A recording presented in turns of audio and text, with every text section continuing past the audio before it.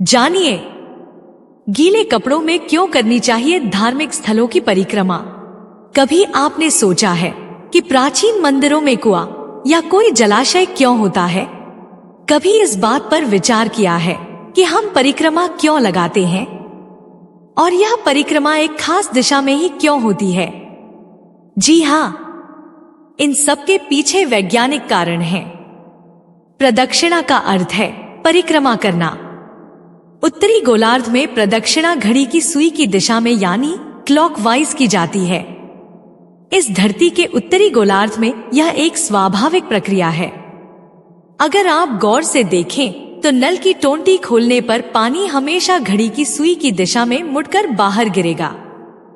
अगर आप दक्षिणी गोलार्ध में चले जाएं और वहां नल की टोंटी खोलें तो पानी घड़ी की सुई की उल्टी दिशा यानी एंटी क्लॉकवाइज में मुड़कर बाहर गिरेगा। बात सिर्फ पानी की ही नहीं है, पूरा का पूरा ऊर्जा तंत्र इसी तरह काम करता है। उत्तरी गोलार्ध में अगर कोई शक्ति स्थान है और आप उस स्थान की ऊर्जा को ग्रहण करना चाहते हैं तो आपको घड़ी की सुई की दिशा में यानी क्लॉकवाइज उसके चारों ओर परिक्रमा लगानी चाहिए। जब आप क्लॉकवाइज घूमते हैं तो आप कुछ खास प्राकृतिक शक्तियों के साथ घूम रहे होते हैं। कोई भी प्रतिष्ठित स्थान एक भर की तरह काम करता है क्योंकि उसमें एक कंपन होता है और यह अपनी ओर खींचता है।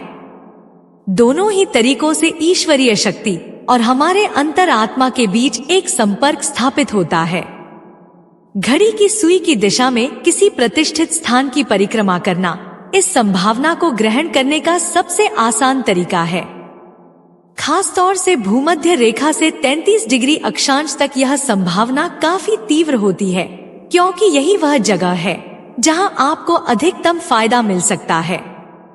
अगर आप ज्यादा फायदा उठाना चाहते हैं तो आपके बाल गीले होने चाहिए। इसी तरह और ज्यादा फायदा उठाने के लिए आपके कपड़े भी गीले होने चाहिए। अगर आपको इससे भी ज्यादा लाभ उठाना है तो आपको इस स्थान की परिक्रमा नग्न अवस्था में करनी चाहिए। वैसे गीले कपड़े पहनकर परिक्रमा करना नंगे घूमने से बेहतर है। इसका कारण यह है कि शरीर बहुत जल्दी सूख जाता है जबकि कपड़े ज्यादा देर तक गीले रहते हैं। ऐसे में किसी शक्ति स्थान की परिक्रमा गीले कपड़ों में करना सबसे अच्छा है क्योंकि इस तरह आप उस स्थान की ऊर्जा को सबसे अच्छे तरीके से ग्रहण कर पाएंगे। यही वजह है कि पहले हर मंदिर में एक जल कुंड जरूर होता था जिसे आमतौर पर कल्याणी कहा जाता था। ऐसी मान्यता है कि पहले आपको कल्याणी में एक डुबकी लगानी चाहिए और फिर गीले कपड़ों में मंदिर भ्रमण करना चाहिए जिससे आप उस प्रतिष्ठित जगह की ऊर्जा को सबसे अच्छे तरीके से ग्रहण कर सकें। लेकिन आज ज्यादातर कल्याणी या तो सूख गए हैं या गंदे हो गए हैं।